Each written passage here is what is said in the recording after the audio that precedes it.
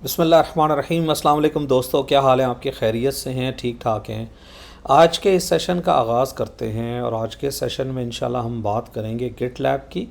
और Git lab को ज़रा थोड़ा सा ओवरव्यू उसका लेंगे कि हम उसके अंदर किस तरह काम कर सकते हैं।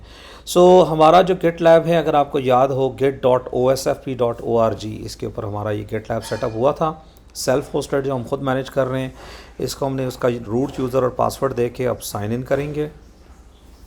जब आप साइन इन करके इसके अंदर जाएंगे तो आपके पास एक एरिया नज़र आएगा, जिस एरिया में ये आपके यूज़र के नाम से, चूँकि मेरा यूज़र एडमिनिस्ट्रेटर है, ये आपको वेलकम करेगा और यहाँ पे आपसे ये कहेगा कि आप यहाँ पे मुख्तलिफ़ काम कर सकते हैं।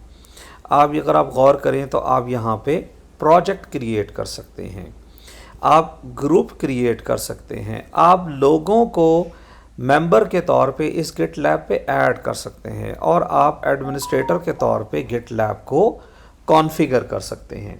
ये फर्स्ट स्क्रीन है जो आपके सामने आती है और इस स्क्रीन में आपको ये क्लियरली बताता है कि आप यहाँ पे क्या क्या कर सकते हैं। अच्छा, मैं ये चाहूँगा कि पहले इसको थोड़ा सा मैं आपके सामने इसको ज़रा एक्सप्लोर करूँ। जिस तरह अगर हम प्रोजेक्ट्स पे जाएं तो हमें प्रोजेक्ट्स नज़र आएंगे, हम ग्रुप्स पे जाएंगे तो हमें ग्रुप्स नज़र आएंगे और ये कह रहा है कि group is a collection of several projects.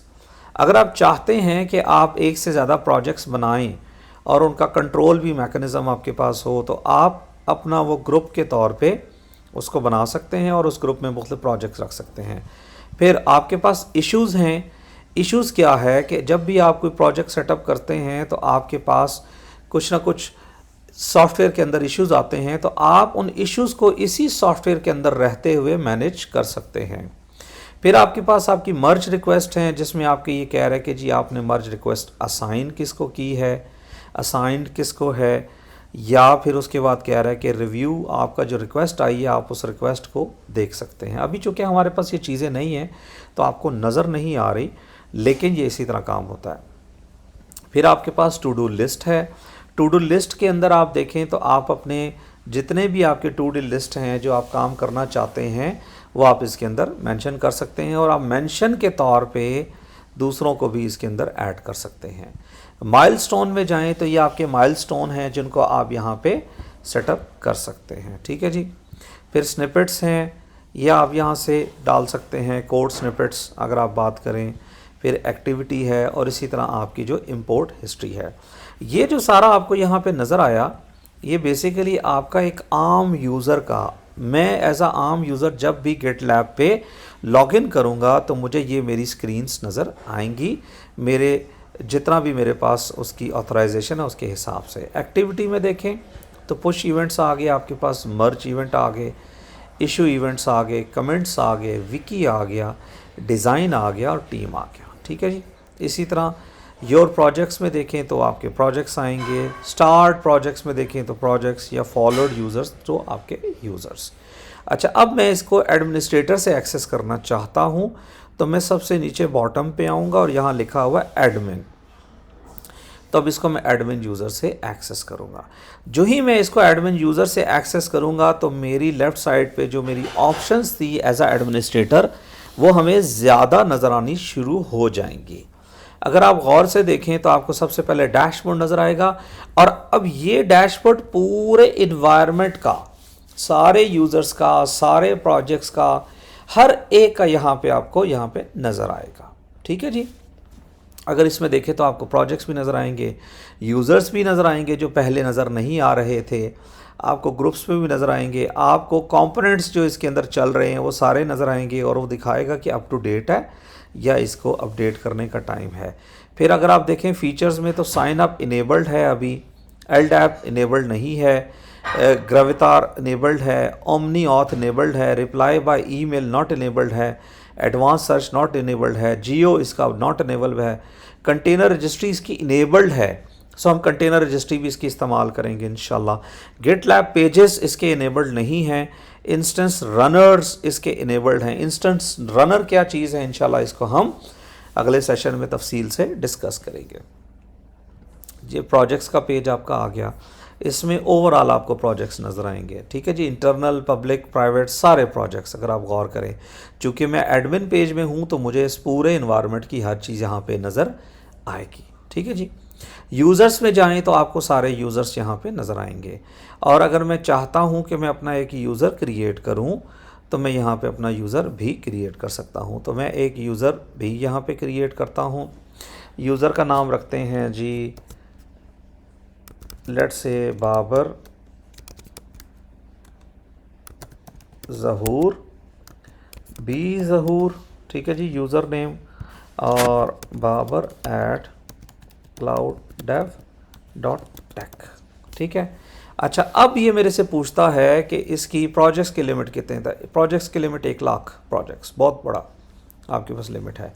Access level इसका रेगुलर रखना है, एडमिनिस्ट्रेटर रखना है, एक्सटर्नल यूज़र रखना है, या फिर वैलिडेटेड यूज़र अकाउंट रखना है। तो मैं इसको एडमिनिस्ट्रेटर रखना चाहूँगा। ये कह रहा है आपके सोशल मीडिया अकाउंट की डिटेल्स आप देना चाहते हैं तो आप यहाँ पे दे सकते हैं। स्काइप एड्रेस देना चाह रहे हैं, लिंक्डइन एड्रेस देना चाह रहे हैं, ट्विटर देना चाह रहे हैं, वेबसाइट यूआरएल देना चाह रहे हैं। ठीक है जी, तो मैं इसको अभी क्रिएट यूज़र करूँगा। मैं जो ही क्रिएट यूज़र करूँगा तो बाय डिफ़ॉल्ट ये क्या करेगा, एक यूज़र क्रिएट कर देगा और इस ईमेल पे कुछ ना कुछ इन्फॉर्मेशन भी जानी चाहिए। ठीक है। और अगर आप गौर करें तो ये आपको उसकी आईडी बता रहा है, नेम स्पेस आईडी बता रहा है, 2 फैक्टर ऑथेंटिकेशन डिसेबल्ड है, एक्सटर्नल यूज़र नहीं है। ये can create top level groups बिल्कुल कर सकता है। चूँकि ये एक एडमिनिस्ट्रेटर अकाउंट है तो ये सारे काम कर सकता है। ठीक है जी। इसके पास ग्रुप्स और प्रोजेक्ट्स कितने हैं ये आपको यहाँ पे दिखा रहा है। कोई SSH की है जो यहाँ पे आपको इसकी आनी चाहिए, तो हम SSH की भी यहाँ पे ऐड कर सकते हैं। न्यू आइडेंटिटी करें। ठीक है। प्रोवाइडर में आप जाएं और आइडेंटिफायर आप कर सकते हैं। ठीक है। मैं वापस जाऊँगा यूज़र में और इम्पर्सनेट करके देखते हैं ये आपको क्या बता रहा है। तो ये आपको बता रहा है कि check your sign in restrictions. ठीक है। तो your GitLab instance allows anyone to register, तो ये हमें डीएक्टिवेट करना चाहिए, हर बंदा यहाँ पे रजिस्टर ना कर सके। ठीक है। तो एक दफ़ा इसको मैं ज़रा फिक्स कर लूँ, बल्कि मैं आपको दिखाता हूँ ये कहाँ से आ रहा है। यूज़र्स में जाएं तो यूज़र्स में आपके पास यहाँ पे यूज़र्स की डिटेल है। अच्छा जी, ये अगर आप देखें तो एक यूज़र हैं मोहम्मद ज़हूर साहब, उन्होंने अप्लाई किया है और उनका अप्रूवल अभी तक पेंडिंग है। तो चलें मैं उसको अप्रूव कर देता हूँ इसके ऊपर। ठीक है। ये मेरे बड़े क्लोज़ हैं, इन्होंने यहाँ पे अप्लाई किया है तो मैंने अब उसको एक्टिवेट कर दिया। मेरा ये एडमिनिस्ट्रेटर अकाउंट है और ये मेरा दूसरा एडमिनिस्ट्रेटर अकाउंट है जो मैंने यहाँ पे बिल्ड किया बी ज़हूर के नाम से। ख्याल करिएगा ये पहला जो एडमिनिस्ट्रेटर अकाउंट है ना, जो रूट यूज़र का है, इसको आपने चेंज नहीं करना, इसको डिलीट नहीं करना, इसके साथ कुछ भी नहीं करना। हाँ, आप ज़्यादा से ज़्यादा इसका ईमेल चेंज कर सकते हैं, जो अगर आप चाहते हैं तो आप कर लें, अदरवाइज़ आपने कोई चेंजेस नहीं करनी। अगर आपका ये गेट वाला, अलर्ट वाला ईमेल, सपोर्ट वाला ईमेल नहीं है तो यहाँ से ये बॉट है तो ये आपको ख़ुद यहीं पे सेटअप कर देगा। ठीक है जी, सिस्टम के अंदर। वापस जाते हैं डैशबोर्ड में। डैशबोर्ड में जाएं तो अब आपके पास ये यूज़र आ चुका है बाबर ज़हूर के नाम से, GitLab support bot, GitLab alert bot, Mohammed Zahoor और एडमिनिस्ट्रेटर को तो आपने कोई चेंज नहीं करनी। ठीक है जी। अब स्टेटिस्टिक्स में देखें तो कितने फोर्क हुए प्रोजेक्ट, कितने इश्यूज़ हुए, कितनी मर्ज रिक्वेस्ट आई, कितने नोट्स हैं, कितने स्निपेट्स हैं, कितनी SSH कीज़ हैं, कितने माइलस्टोन्स हैं, कितने एक्टिव यूज़र हैं। ये आपके पास सारा एक पैटर्न आ रहा है। ठीक है जी। अब यूज़र्स में जाएं तो आपको ये यूज़र्स नज़र आना शुरू हो जाएंगे। 2 एडमिनिस्ट्रेटर्स हैं, 5 2 फैक्टर के बगैर यूज़र्स हैं और पेंडिंग अप्रूवल कोई नहीं है। अगर होगी तो यहाँ पे आपको नज़र आएगी। ग्रुप्स में जाएं तो आपके पास कोई ग्रुप नहीं है। तो यहाँ पे मैं एक ग्रुप बनाना चाहूँगा और उस ग्रुप का मैं नाम रखूँगा OSFP बूट कैंप 2025। तो अगर आप गौर करें तो ये उसने कहा कि जी गिट के ऊपर, आपके गिट सर्वर के ऊपर ये एक ग्रुप बन चुका है और उसके ऊपर जो है हम पब्लिक इसको कर देते हैं। ठीक है। रिपॉजिटरी का टाइप वो बता रहा है, या आप डिस्क्रिप्शन डाल सकते हैं, दिस इज टेस्ट। ठीक है जी। Group created while going through the GitLab server administration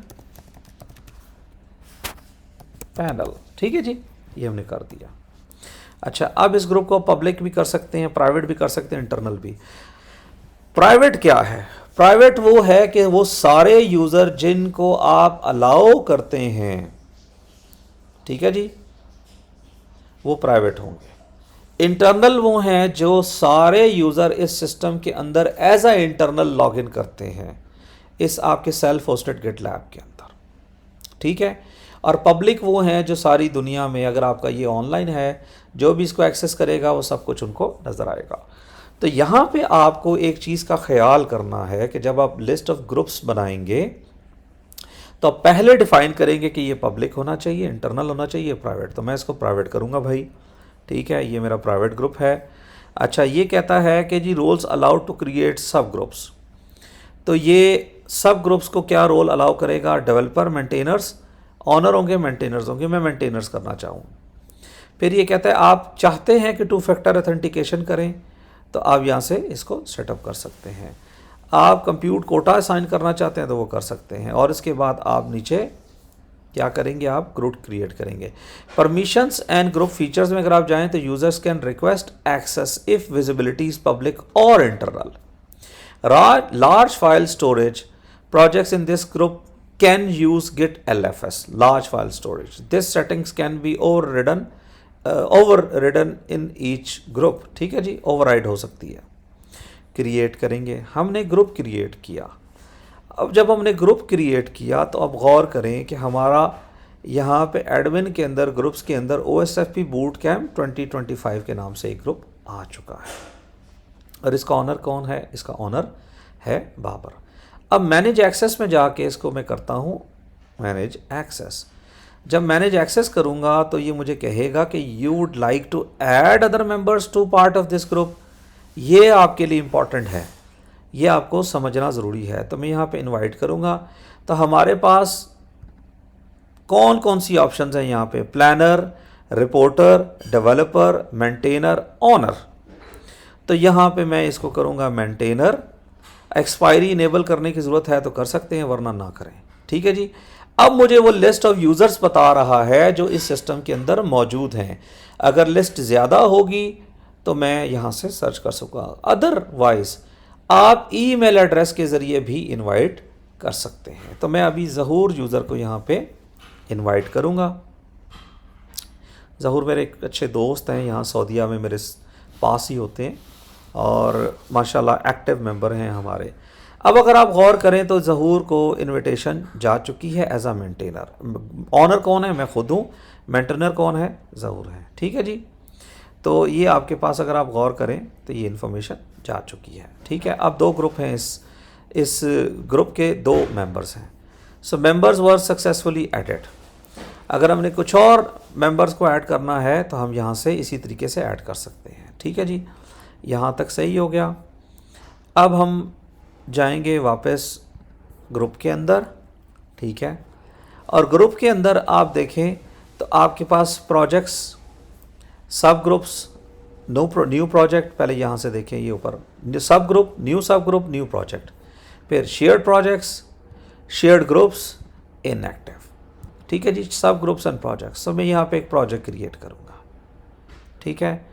जो ही मैं प्रोजेक्ट क्रिएट करूँगा तो मेरे पास ऑप्शन आएगी कि कौन सा प्रोजेक्ट आप क्रिएट करना चाहते हैं, ब्लैंक प्रोजेक्ट, टेम्पलेट से या इंपोर्ट। तो मैं दोस्तों सबसे पहले करूँगा इंपोर्ट, ठीक है। So no import options available, contact administrator to enable options for importing your projects, ठीक है जी, कोई प्रॉब्लम नहीं। हम वापस जाते हैं न्यू ग्रुप में, तो हम यहाँ से कहते हैं क्रिएट फ्रॉम टेम्पलेट। बड़ी इंटरेस्टिंग बात है, गिटलैब ने ये आपको बड़ी अच्छी ऑप्शन दी है कि आप अपनी मर्ज़ी से जिस किस्म का प्रोजेक्ट है, जिस किस्म की नौइयत का प्रोजेक्ट है, आप उसको यहाँ से सेटअप कर सकते हैं। तो ये करेगा क्या कि एक प्रोजेक्ट क्रिएट करेगा और उस प्रोजेक्ट के अंदर जो उसकी टाइप है उस हिसाब से आपका ये पूरा एनवायरनमेंट सेटअप कर देगा। तो आप रूबी ऑन रेल्स का प्रोजेक्ट बना सकते हैं, आप स्प्रिंग का प्रोजेक्ट बना सकते हैं, नोड.js एक्सप्रेस का बना सकते हैं, iOS स्विफ्ट का प्रोजेक्ट बना सकते हैं, .NET कोर का बना सकते हैं, एंड्रॉयड बना सकते हैं, गो माइक्रो बना सकते हैं, पेजेस ब्रिज टाउन बना सकते हैं, पेजेस गेट्स बाय बना सकते हैं, पेजेस हगो बना सकते हैं, पेजेस पेलिकॉन बना सकते हैं, पेजेस जेक्रिल बना सकते हैं, जेकिल, पेजेस प्लेन HTML। यानी आपके पास एक लंबी लिस्ट है जो आप इसको इस्तेमाल करते हुए आप प्रोजेक्ट्स बना सकते हैं। ठीक है जी। तो मैं एक छोटा सा काम करना चाहूँगा कि यहाँ पे, अच्छा एक और चीज़ ख्याल करिएगा, आप प्रीव्यू करके उसको देख भी सकते हैं कि उसके अंदर है क्या। तो प्रीव्यू पे क्लिक करेंगे तो आपको बेसिक स्ट्रक्चर उस प्रोजेक्ट का सारा आपको नज़र आएगा। ये देखें, GitLab CI file, contributing MD है, लाइसेंस है, रीडमी है, गो मॉड है, ये जो भी उसके अंदर रिक्वायर्ड होनी चाहिए। ये 2 साल पुरानी है, नो प्रॉब्लम। ठीक है जी। प्रोडक्ट कह रहा है कंप्लायंस फ्रेमवर्क्स अप्लाइड, और 2019 का ये बना हुआ है, और 31 कमिट्स हुई हैं इसके ऊपर, और ब्रांचेस इसकी 3। ठीक है। अब मैं वापस जाऊंगा प्रोजेक्ट में। हम यहाँ पे कोई पाइथन का या फिर हम सर्च करते हैं PHP का कोई प्रोजेक्ट, और वो यहाँ बनाने की कोशिश करते हैं। So Laravel is the PHP one. तो यहाँ पे मैं आपके सामने क्लिक करूँगा लारावेल को। ठीक है। नहीं, हमें वापस जाना चाहिए, हमें यहाँ पे आना चाहिए। ये हमें लिस्ट में ले गया और उधर दिखा रहा है। मैं वापस अपने GitLab पे आऊँगा। ठीक है जी, माजरत। और यहाँ पे नीचे जाके हम देखते हैं हमारे पास लारावेल का प्रोजेक्ट पड़ा हुआ है फ्रेमवर्क का, और इसको करेंगे यूज़ टेम्पलेट। जब हम यूज़ टेम्पलेट करेंगे तो ये कहेगा क्या नाम रखूँ इसका, तो मैं इसको कहता हूँ माय वेब।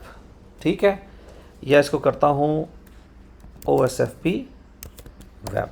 ठीक है। और इसको मैं लेवल, इसका ये दोबारा पूछ रहा है ये इंटरनल है, प्राइवेट है, पब्लिक है। चूँकि हमने इसको प्राइवेट रखा हुआ है तो मेरे पास ऑप्शन है सिर्फ प्राइवेट की है। ठीक है। और लारावेल का फ्रेमवर्क, और अगर आप गौर करें तो ये मेरे इस लिंक के अंडर ये लिंक ये आएगा इसका, और मैं यहाँ पे प्रोजेक्ट क्रिएट करूँगा। तो इस तरीके से आप प्रोजेक्ट क्रिएट करेंगे। आप जो ही प्रोजेक्ट क्रिएट करेंगे तो ये प्रोजेक्ट आपका क्रिएट होके इंपोर्टिंग प्रोसेस में चला जाएगा। जो चीज़ें आप इंपोर्ट करना चाहते हैं वो सारी आपके पास इंपोर्ट होके यहाँ पे आ जाएंगी। इसका मतलब क्या हुआ कि आपका बेस जो स्ट्रक्चर है वो इसने खड़ा कर दिया। अब मुझे ये कह रहा है कि यू कैन नॉट पुश और pull repositories using SSH until you add an SSH key to your profile। तो मैं यहाँ करूँगा ऐड SSH की। जो ही मैं इसको कहूँगा ऐड SSH की, तो मेरे से कहेगा SSH की ऐड करो, और यहाँ पे मैं अपनी SSH की यहाँ पे ऐड करूँगा। तो मैं यहाँ नाम लिखूँगा BZ। ठीक है। और यहाँ पे मुझे टर्मिनल पे जाना पड़ेगा, और टर्मिनल पे जाके दोस्तों मुझे अपनी SSH की यहाँ पे, ठीक है, ऐड करनी होगी। कोशिश करिएगा कि यार ये मेरी SSH की आप किसी तरीके से ना गायब ना करिएगा। ठीक है। खैर कर भी लें तो क्या होता है, मैंने कौन सा डेटा सेंटर मैनेज करना है। ठीक है। इसको मैं करूँगा कॉपी। ठीक है। और यहाँ पे करते हैं इस SSH की को ऐड, और इसको करेंगे अप्लाई। जो ही अप्लाई करेंगे तो अब आपकी SSH की ऐड हो गई, और आपका जो प्रोजेक्ट था उसके अंदर जो असाइन हो गई। ठीक है। लेकिन ये SSH की ऐड करने के लिए आप देखें तो ये आपकी प्रोफाइल में चला गया। ठीक है। तो एक दफ़ा प्रोफाइल को देख लेते हैं। इसको हम देख सकते हैं यहाँ से भी। ठीक है। अगर आप गौर करें तो ये आपकी प्रोफाइल और उसकी एक्टिविटी सारी नज़र आ रही हैं। ठीक है। और अगर हम एडमिन में वापस जाएं, और एडमिन में जाके मैं यूज़र्स में जाता हूँ, और यूज़र में जाके मैं बाबर ज़हूर के यूज़र को या क्लिक करता हूँ, तो लेट अस सी कि क्या रिज़ल्ट आया। तो अगर आप देखें तो ये हमारे पास आ गया इसका रिज़ल्ट, और यहाँ पे ये कह रहा है जी ये आपके ग्रुप्स और प्रोजेक्ट्स हैं, और एक ग्रुप उसने मुझे दिखाया और एक प्रोजेक्ट उसने मुझे दिखा दिया, और इसका मैं मेंटेनर हूँ। ठीक है। SSH की में जाऊँगा, जो हमने अभी नई की ऐड की है, उसने कहा कि ये आपकी आ चुकी है। आइडेंटिटीज़ में जाएं तो आपके पास अभी कोई आइडेंटिटी नहीं है।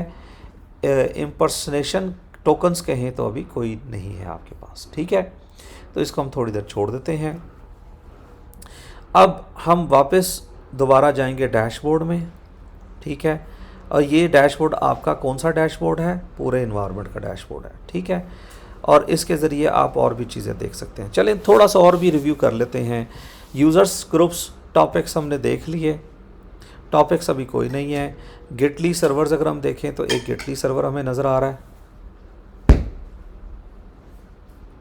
CI/CD पाइपलाइन में अगर आप जाके देखें तो आपको रनर्स नज़र आएंगे। रनर्स में आपके पास एक रनर आपको यहाँ पे नज़र आ रहा है, लेकिन ये कह रहा है कभी कनेक्ट नहीं हुआ, कभी कनेक्ट नहीं हुआ। तो इसको कनेक्ट करने का हम तरीका देखेंगे, लेकिन अभी नहीं देखेंगे, इसको हम बाद में देखेंगे। रनर क्या चीज़ है, याद रखिएगा, रनर एक ऐसा एलिमेंट है जो भी आपके जॉब्स को, जितनी भी जॉब्स आप गिटलैब के ऊपर CI/CD पाइपलाइन की जॉब्स रन करते हैं, उन जॉब्स को चलाने के काम आता है। यानी ये आपकी जॉब को जाके परफॉर्म करेगा। और ये रनर आपका हो सकता है लिनक्स का रनर, ये रनर हो सकता है डॉकर के ऊपर रनर, और ये रनर हो सकता है क्यूबरनेटिस के ऊपर रनर। इंशाल्लाह रनर की कॉन्फ़िगरेशन हम देखेंगे, इसको कैसे सेटअप करना है अगले सेशंस में, तो आपको समझ आ जाएगी, ठीक है जी। फिर उसके बाद अगर आप देखें तो आपके पास एनालिटिक्स है, रिपोर्ट्स आप डेवऑप्स की एनालिटिक्स की देख सकते हैं, यूजेज ट्रेंड देख सकते हैं। अभी कोई ट्रेंड नहीं है क्योंकि हमारे पास है कुछ नहीं। मॉनिटरिंग में जाएं तो आपको सिस्टम इन्फॉर्मेशन देगा और ये बताएगा कि भाई आपके पास 4 कोर हैं, आपकी मेमोरी इतनी है, आपको 1 हफ्ता हो गया सिस्टम अप एंड रनिंग है, इतनी आपकी डिस्क है और इतनी डिस्क यूजेज आपकी इस जगह इस्तेमाल हो रही है, ठीक है जी। फिर बैकग्राउंड माइग्रेशन में देखें तो ये आपको कुछ चीज़ें दिखाएगा, क्यू कितनी है, फाइनलाइज कितनी है, फेल्ड कितनी है, फिनिश कितनी है। फिर बैकग्राउंड जॉब्स में अगर आप देखें तो आपको जॉब्स दिखाएगा, ये आपके हेल्थ चेक की कुछ, ठीक है, आपको चीज़ें दिखाएगा। हेल्थ चेक में जाएं तो आपको हेल्थ चेक यहाँ पे नज़र आएगी, ठीक है। ये आपको दिखा रहा है कि जी हेल्थ चेक के टोकन है। और अगर आप चाहते हैं कि किसी और जगह आप किसी इंजन के ऊपर मॉनिटर करना चाहते हैं तो आप इसके ज़रिए भी हेल्थ चेक को मॉनिटर कर सकते हैं, गिटलैब मशीन के नहीं, गिटलैब सिस्टम के। मैसेजेस में जाएं तो आपको मैसेजेस नज़र आएंगे, ठीक है जी। फिर इसी तरह सिस्टम हुक्स में जाएं तो आप यहाँ से हुक्स क्रिएट कर सकते हैं सिस्टम की, आप वेब बुक के थ्रू और जो भी तरीका है उसके ज़रिए आप अपने हुक्स बिल्ड कर सकते हैं। एप्लीकेशंस में जाएं तो आपको यहाँ पे अभी एप्लीकेशंस नज़र नहीं आ रही। अगर किसी ने अब्यूज़ रिपोर्ट किया है किसी चीज़ को तो यहाँ पे वो पूरा आपको नज़र आएगा। सब्सक्रिप्शन में जाएं तो ये सब्सक्रिप्शन आपको नज़र आएंगी कि ये एक्टिव सब्सक्रिप्शन है, क्योंकि आपने इसको एंटरप्राइज वर्जन किया है तो यहाँ से आप इसको सब्सक्रिप्शन इनेबल कर सकते हैं एक्टिवेशन कोड दे के, और कस्टमर पोर्टल के ज़रिए आप, लेकिन वहाँ पे आपको यूज़र्स ख़रीदने पड़ेंगे, ठीक है जी। फिर उसके बाद आपका जियो में जाएं तो साइट्स आपको नज़र आएंगी, और ये कह रहा है मैनेज सब्सक्रिप्शन में जाके आप सबसे पहले सब्सक्रिप्शन लें क्योंकि ये प्रीमियम सब्सक्रिप्शन से रिलेटेड है। सेटिंग्स में जाएं तो आपको ये सेटिंग्स नज़र आएंगी, ठीक है जी। डिप्लॉय कीज़ अगर आप जाएं तो यहाँ पे आपको डिप्लॉय कीज़ नज़र आएंगी। लेबल्स में जाएं तो आपको लेबल्स नज़र आएंगे, ठीक है। और ये एडमिन एरिया है, मैं दोबारा आपको एडमिन एरिया में डैशबोर्ड पे लेके जाऊंगा। तो अगर आप गौर करें तो आपको यहाँ पे ये चीज़ें नज़र आ रही हैं। सेटिंग्स सबसे नीचे जो है अगर उसमें आप जाएं तो आपको सबसे पहले जर्नल सेटिंग्स नज़र आएंगी। जर्नल सेटिंग्स क्या है, आपकी visibility, access control, account and limit, import and export setting, ठीक है जी।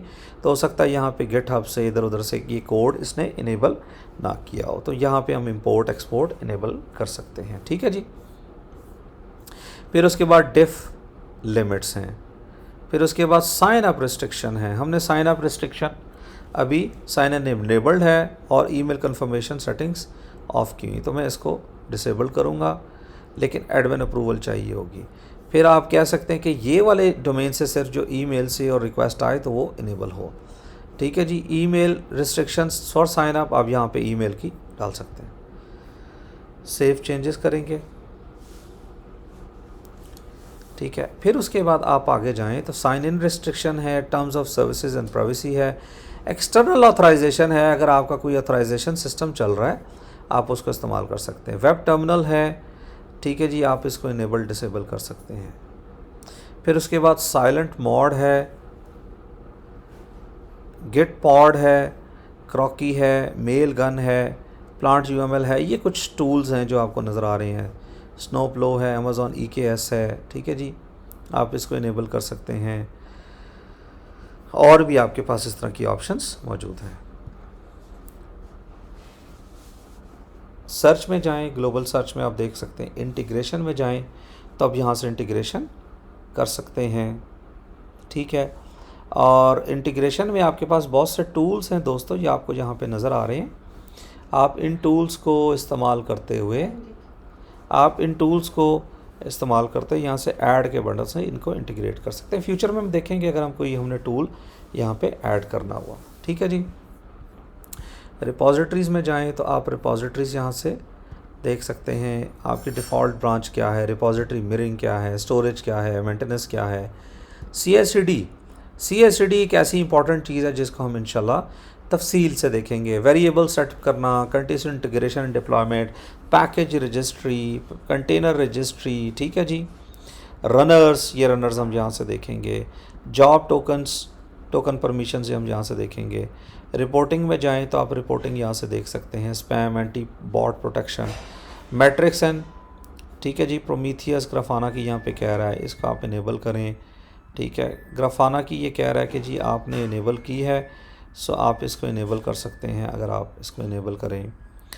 प्रोफाइलिंग आपकी परफॉर्मेंस बार है, ठीक है। फिर यूजेज स्टैटिस्टिक्स है, आपको यहाँ पे दिखा रहा है। सेंट्री एक टूल है जिसको आप यहाँ पे इनेबल डिसेबल कर सकते हैं, ठीक है जी। फिर नेटवर्क में अगर आप जाएं तो आप डिफ़ाइन कर सकते हैं नेटवर्क को कि भाई परफॉर्मेंस ऑप्टिमाइजेशन हो गया। फिर उसके बाद आपका यूज़र IP एंड उसकी रेट लिमिट्स आ गया, ठीक है। पैकेज रजिस्ट्री रेट लिमिट आ गया।